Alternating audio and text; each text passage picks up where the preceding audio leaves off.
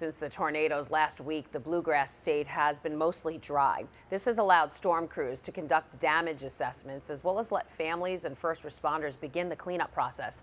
But rain and thunderstorms are in the forecast today. John Lavenberg, the national correspondent for the Tablet and Crux, is in Bowling Green, Kentucky now to tell us about it. And John, you actually experienced some of that rain earlier today. You said it even shocked you since it was coming down pretty hard. What are people there saying about the forecast?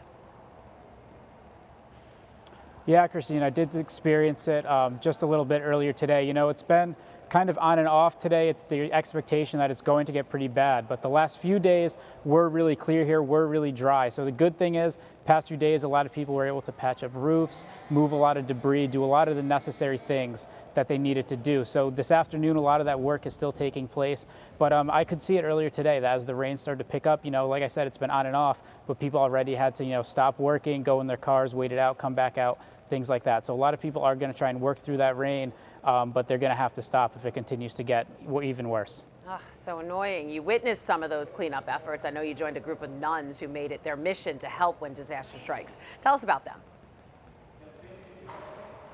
Yeah, so I was with the Sisters of Charity out of Nazareth, Kentucky, and so they have a whole disaster relief operation. So this isn't anything new to them. I mean, they haven't seen something quite like this, but disaster relief is something they've been doing for a number of years now. So they're out here in Kentucky, and they've been going to different places. They were at farms, smaller places that haven't gotten a lot of attention, helping families clean up debris and things like that. So I was with them at a house today where a woman, she was in her home when the tornado hit. Her garage came down, holes in her roof that have since been patched, but they were just there sawing up trees, getting her driveway cleared up and just helping her out. And, you know, she was very emotional and thankful for the help, and they did a lot for her, and they gave her $300 in gift cards to help her get on her feet, just as a little, just as some money to help her out a little bit. So that's what they've kind of been doing there and then around different parts of Kentucky.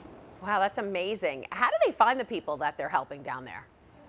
So, you know, how it happened was in Campbellville, you know, they just really go where the need is and where they're directed. So in Campbellville, a pastor led them to these different farms that needed the assistance. So sometimes that's how they do it. But when they're in Bowling Green, which is where I am now, right behind me, they came here. This is kind of a disaster relief operation the city has set up to direct different volunteers that come into places that need the most help. So it's a combination of those organized efforts. But, you know, as a number of people have said, Sister Luke, who leads these disaster relief efforts for the Sisters of Charity, she just goes where the Spirit takes her. I mean, that's what they say, and it is true. After that first site this morning, she drove to a different one, and we got there, and those individuals said that they were about good with cleanup at the moment. And so Sister Luke hopped back in the truck and said, all right, we're finding the next one wherever the Spirit takes me, wherever we're going. And so that's kind of how she does it. But I mean, she sees a need, she stops, and she meets the need.